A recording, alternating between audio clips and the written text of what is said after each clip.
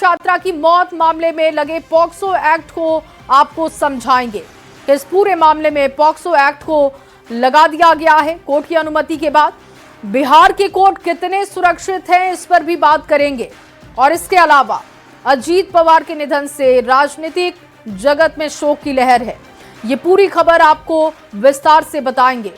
Running camp में क्यों रहे झारखंड के नक्सली, ये कहानी भी विस्तार से आपके सामने रखेंगे।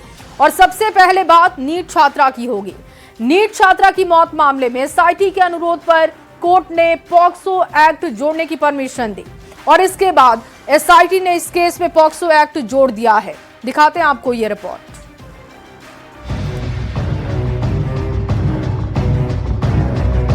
पटना में रहकर नीट की तैयारी करने वाली छात्रा संवेदना की मौत को 17 दिन हो गए, लेकिन अब तक मौत की गुत्थी पूरी तरह सुलझ नहीं पाई है। लेकिन इसी बीच एक बड़ा डेवलपमेंट ये हुआ है कि अब इस मामले की सुनवाई पॉक्सो एक्ट के तहत पॉक्सो कोर्ट में होगी, क्योंकि घटना के वक्त छात्रा की उम्र 18 साल से कम थी। पुलिस के अनुसार छात्रा के जन्म प्रमाण पत्र में उसकी जन्मतिथि 3 सितंबर 2008 दर्ज है। वारदात 6 जनवरी 2026 की रात को हुई थी, जबकि छात्रा की 11 जनवरी को मौत हो गई। इस आधार पर घटना के वक्त छात्रा की उम्र लगभग 17 साल 4 महीने ही थी, जिसको ध्यान में रखते हुए एसआईटी ने कोर्ट से पॉक्सो एक्ट लगाने की अनुमति मांगी थी। कोर्ट से परमिशन मिलने के बाद एसआईटी ने इस केस में पॉक्सो एक्ट जोड़ दिया है।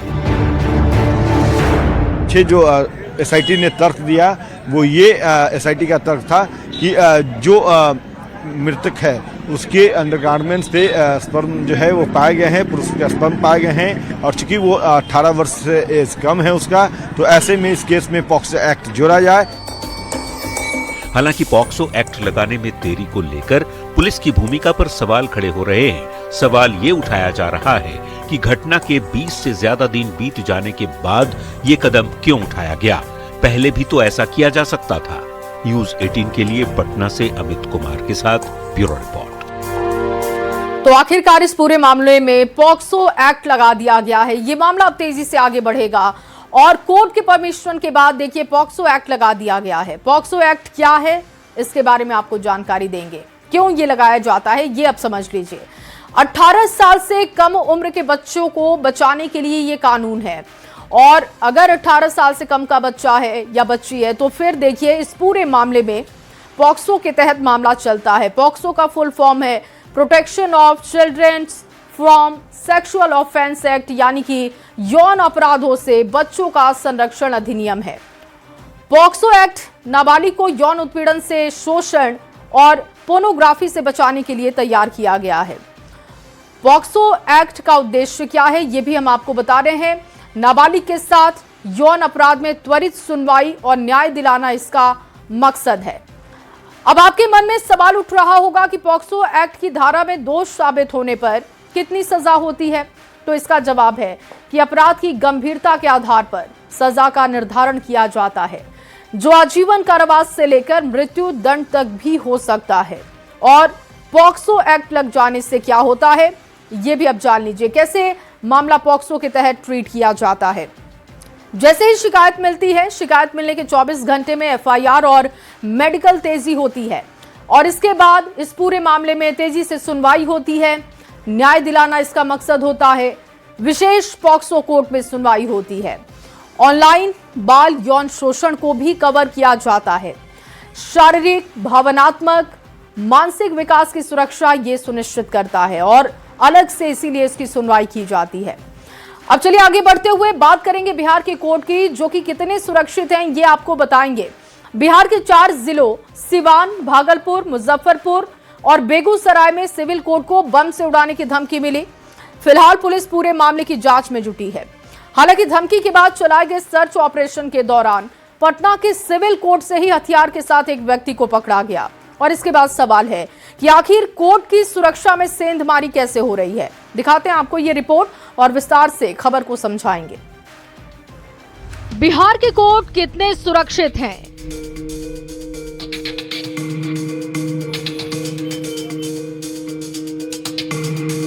ये सवाल एक बार फिर तब खड़ा हुआ जब बिहार के 4 जिलों के सिविल कोर्ट को बम से उड़ाने की धमकी मिली। ईमेल के जरिए सिवान, भागलपुर, मुजफ्फरपुर और बेगूसराय सिविल कोर्ट को बम से उड़ाने की धमकी मिलने के बाद पुलिस प्रशासन के कान खड़े हो गए। एहतियातन कोर्ट परिसर को खाली कराया जाने लगा। सिवान में तो माइकिंग के जरिए जानकारी देकर कोर्ट कैंपस को खाली कराया गया।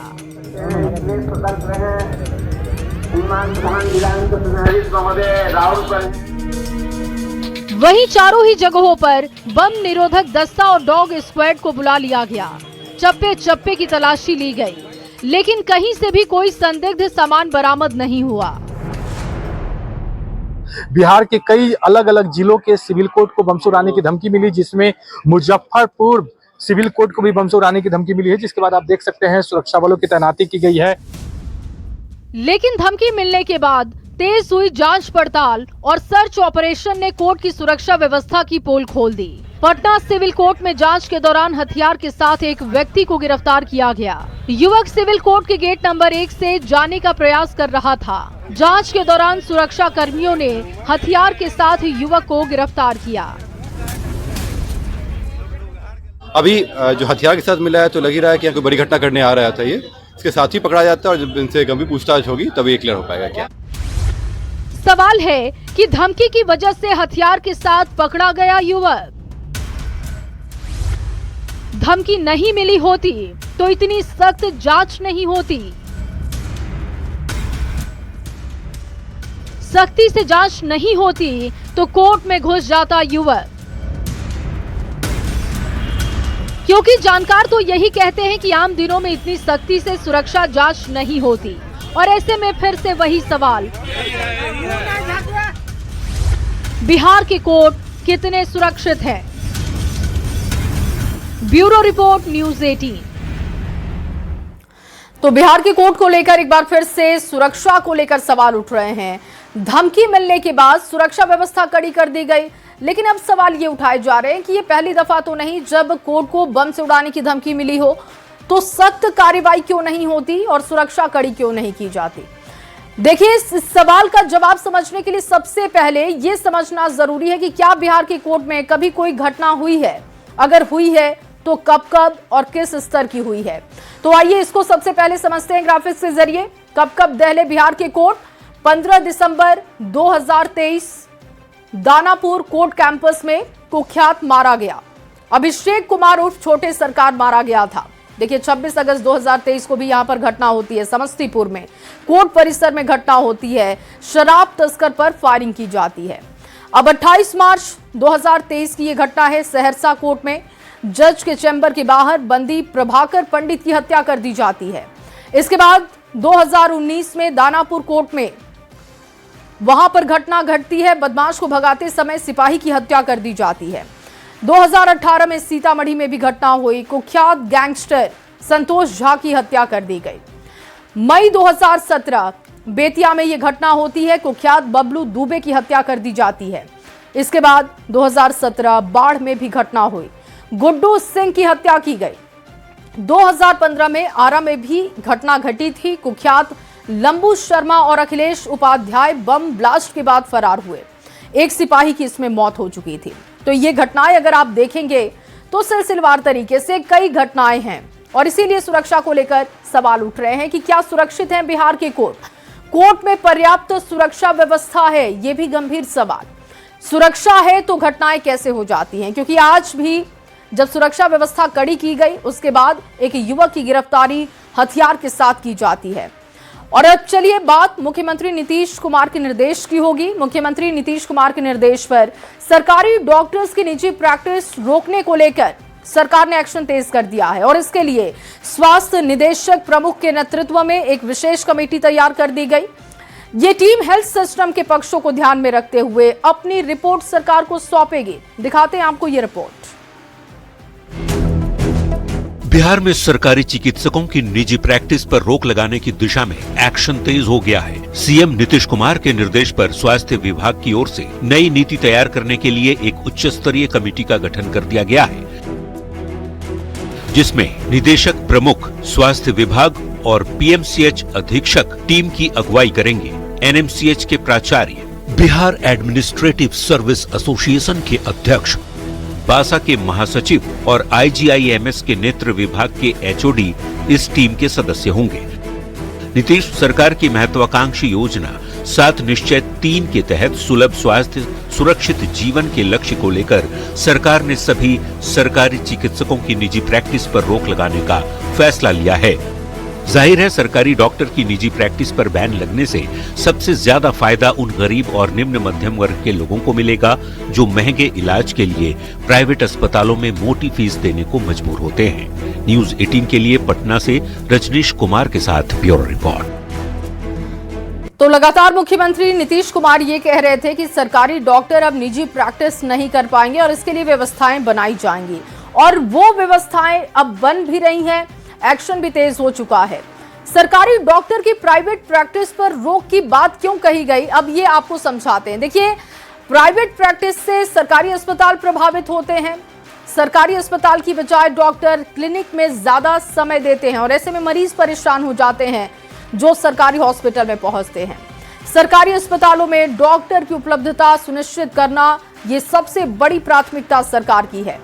मरीजों को सरकारी संस्थाओं में ही बेहतर इलाज दिलाना ये सरकार का मकसद है। निजी प्रैक्टिस और बिचौलिया तंत्र पर अंकुश लगाना भी प्राथमिकता के तौर पर है और स्वास्थ्य सेवाओं में पारदर्शिता लाना, आम लोगों को राहत देना ये सरकार का मकसद है और इसी वजह से सरकार की तरफ से ये कदम उठाया गया है। और चलिए अब बात एनसीपी के नेता और महाराष्ट्र के डिप्टी सीएम अजीत पवार के निधन की करेंगे। प्लेन क्रैश में उनका निधन हो गया है। अजीत पवार मुंबई से बारामती जा रहे थे, लेकिन लैंडिंग के समय विमान क्रैश हो गया और विमान में सवार अजीत पवार समेत सभी 5 लोगों की मौत हो गई और इसको लेकर देश भर में शोक की लहर है। प्रधानमंत्री नरेंद्र मोदी और बिहार के मुख्यमंत्री नीतीश कुमार ने भी अजीत पवार के निधन पर शोक जताया है। दिखाते हैं आपको ये रिपोर्ट।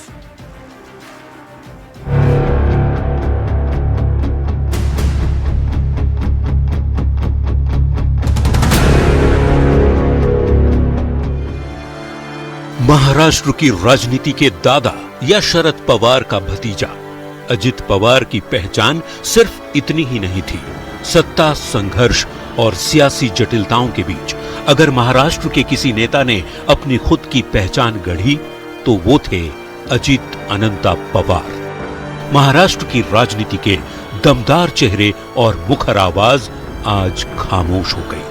जलकर राख हो चुका ये वही विमान है जिसमें सवार होकर अजित पवार अपने गृह क्षेत्र बारामती के लिए निकले थे, लेकिन ये उनका आखिरी सफर बन गया, क्योंकि बारामती पहुंचने के बाद जैसे ही विमान की लैंडिंग शुरू हुई, विमान क्रैश हो गया और विमान में सवार अजित पवार समेत सभी 5 लोगों की मौत हो गई। हमने देखा कि एरोप्लेन जब नीचे आया था ऐसा लग रहा था उसका क्रैश हो जाएगा ऐसा हम सोच रहे थे, तभी क्रैश हो गया। अजित पवार के निधन पर देश में शोक की लहर है। परिवार में मातम का माहौल है, सियासी गलियारों में उदासी छाई है और अजित दादा पवार के सहयोगी और समर्थक सदमे में हैं। बारामती में अस्पताल के बाहर अजित पवार के समर्थकों का जमावड़ा दिखा। परिवार भी बारामती पहुंच चुका है। महाराष्ट्र के CM Devendra Fadnavis, deputy CM Eknath Shinde ने परिजनों से मिलकर शोक व्यक्त किया। वहीं बिहार के मुख्यमंत्री नीतीश कुमार और देश के प्रधानमंत्री नरेंद्र मोदी ने भी अजित पवार के निधन पर दुख जताया। मैं अजित पवार जी के परिवार के प्रति संवेदना व्यक्त करता हूं। जिन साथियों को हमने इस हादसे में खोया है, इस पीड़ा की घड़ी में हम सभी उनके परिजनों के साथ हैं। अजित पवार का जाना महाराष्ट्र और महाराष्ट्र की सियासत में एक खालीपन छोड़ गया है। फिलहाल बारामती में इतना बड़ा हादसा कैसे हुआ, कैसे अजित पवार का विमान क्रैश हुआ, इसकी जांच तेज हो गई है। Bureau report, news 18। इस हादसे के बाद से देखिए शोक की लहर है, लेकिन इसकी जानकारी भी जुटाई जा रही है कि आखिर ये हादसा कैसे हुआ। अब चलिए आपको खबर को विस्तार से समझाते हैं, बता देते हैं कि आखिर ये हादसा कैसे हुआ। चार्टर्ड प्लेन VTSSK ने 8:10 पर मुंबई से उड़ान भरी थी और बारामती में 8:15 48 मिनट पर प्लेन क्रैश हो जाता है। इसमें महाराष्ट्र के डिप्टी सीएम अजीत पवार भी बैठे हुए थे। मुंबई से बारामती जा रहे महाराष्ट्र के deputy CM Ajit Pawar Baramati air strip के रनवे नंबर 11 पर लैंडिंग उनका प्लेन कर रहा था और लैंडिंग के समय ही अजीत पवार का विमान क्रैश हो जाता है। थोड़ी देर बाद जानकारी आती है कि प्लेन हादसे में अजीत पवार का निधन हो गया और इसके बाद जानकारी आती है कि जितने भी लोग इसमें सवार थे, बताया जा रहा है कुल 5 लोग, उनकी जान चली गई है। अजीत पवार महाराष्ट्र की राजनीति के बड़े नेता थे। उनका कद क्या था, अब आपके सामने ये रख रहे हैं। महाराष्ट्र की राजनीति के बड़े नेता थे अजीत पवार। 6 बार महाराष्ट्र के उप मुख्यमंत्री रहे हैं। अजीत पवार के निधन से महाराष्ट्र की राजनीति को बहुत बड़ी क्षति पहुंची है। अजीत पवार के निधन पर शरद पवार ने चुप्पी तोड़ते हुए एक बहुत बड़ा बयान उन्होंने दिया और कहा कि ये हादसा है और इस पर राजनीति नहीं होनी चाहिए। साथ ही साथ शरद पवार ने कहा कि महाराष्ट्र को बहुत बड़ा नुकसान हुआ है और इसकी भरपाई करना भी बहुत मुश्किल है।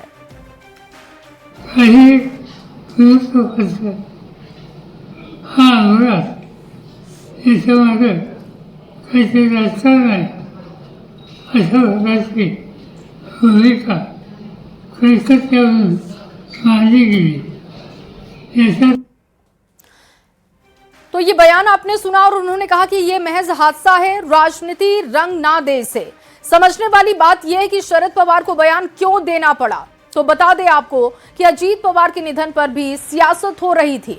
ममता बनर्जी जैसे कुछ नेता सवाल उठा रहे थे। अजीत पवार के प्लेन क्रैश पर सवाल उठाया जा रहा था।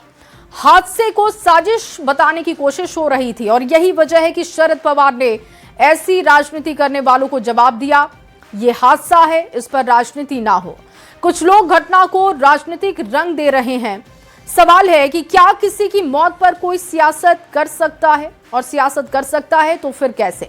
क्योंकि इस पूरे हादसे की जानकारी अभी जुटाई जा रही है कि आखिर लापरवाही क्या रही। एक एक करके बातें सामने आ रही हैं और अब चलिए बात नक्सलियों की भी होगी, उनके खात्मे की होगी। एक समय था जब जंगलों में नक्सलियों का राज चलता था, लेकिन अब स्थिति पूरी तरीके से बदल चुकी है।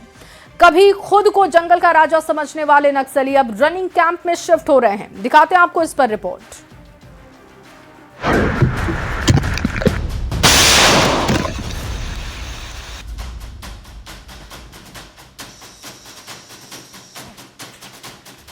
ये वही तारीख है जिस दिन सारंडा जंगल में नक्सल इतिहास का सबसे बड़ा एनकाउंटर हुआ। इस एनकाउंटर में एक साथ 17 नक्सली मारे गए। मारे गए नक्सलियों में 1 करोड़ रुपए का इनामी अनल उर्फ पतिराम मांझी भी शामिल था। नक्सलियों के लिए सबसे सुरक्षित माने जाने वाले सारंडा जंगल में हुए इस एनकाउंटर के बाद जंगल में भगदड़ की स्थिति बन गई है। इसके चलते आज का दिनों में नक्सली ने एक जगह पर लगातार मान लीजिए 10 दिन 15 दिन उस तरह का नहीं रह पाते हैं, तो इधर से उधर मूवमेंट करते हैं, एक जगह से दूसरा जगह पर मूवमेंट करके चले जाते हैं। हमारा मकसद ये रहता है कि उनको डिस्टर्ब करें, उनको कोशिश करें न्यूट्रलाइज करने के लिए। इसी प्रयास में है, इसलिए उनको एक जगह पर नहीं रहने दिया जाता है। हम लोग आंकड़ों के अनुसार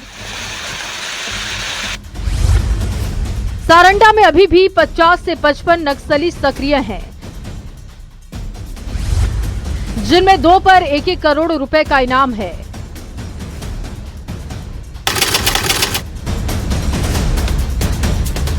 बचे हुए नक्सली अब सुरक्षा बलों के रडार में आने से बचने के लिए रनिंग कैंप में शिफ्ट हो रहे हैं। भले ही नक्सली सारंडा में रनिंग कैंप में शिफ्ट हो गए हों, लेकिन एक समय ऐसा भी था जब वो बहुत मजबूत थे। सारंडा में नक्सलियों ने न सिर्फ स्थायी कैंप बनाए थे, बल्कि अंडरग्राउंड बंकर भी तैयार किए थे।